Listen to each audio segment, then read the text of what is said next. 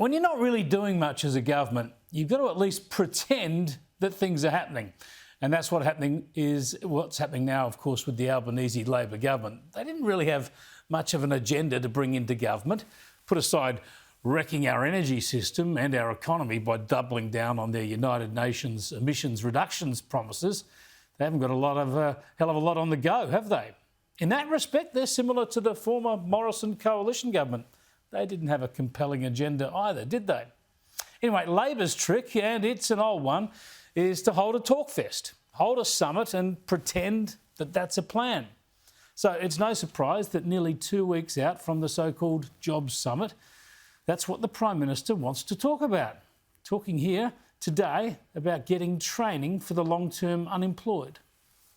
In the long term, it's an investment in their future, and it's an investment by employers in their future as well.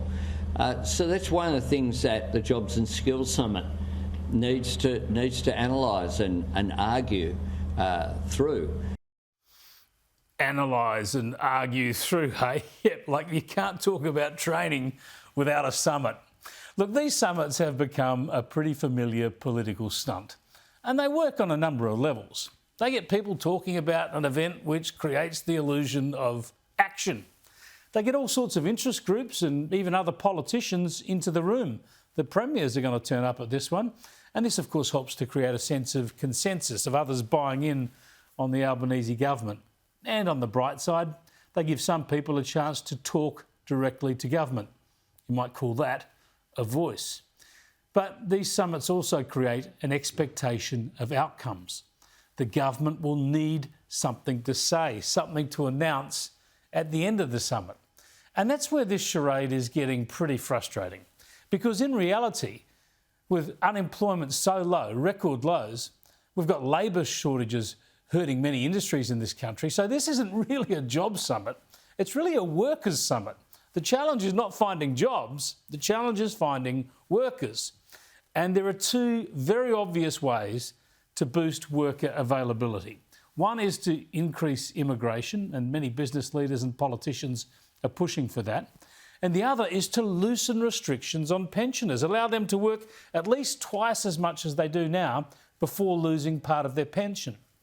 And let's be frank, both of these levers are going to be pulled. It's a no-brainer. This is what the government will do. And what's frustrating is that we have to wait for the summit, just so the government can pretend that these are going to be outcomes from the summit. These are a couple of initiatives that could have happened a couple of months ago. Every day there's a delay in moving on these fronts is a wasted opportunity for the country. So what we have is inaction now, a delay in doing what's needed because the summit is coming and they want to pretend it produced a couple of good ideas. Spare us the theatre.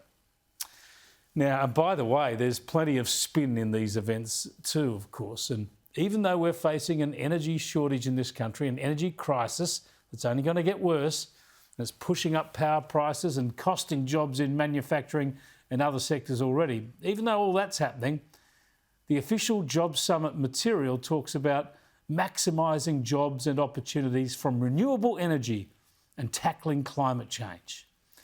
Yeah, war is peace, freedom is slavery, and ignorance is strength, as George Orwell would say. The way to create jobs and prosperity is the opposite of this. The way to support our economy is to ensure we've got reliable, affordable energy, not going on a frolic with more renewable. Pretending that the opposite to what will work is gonna work is simply delusional.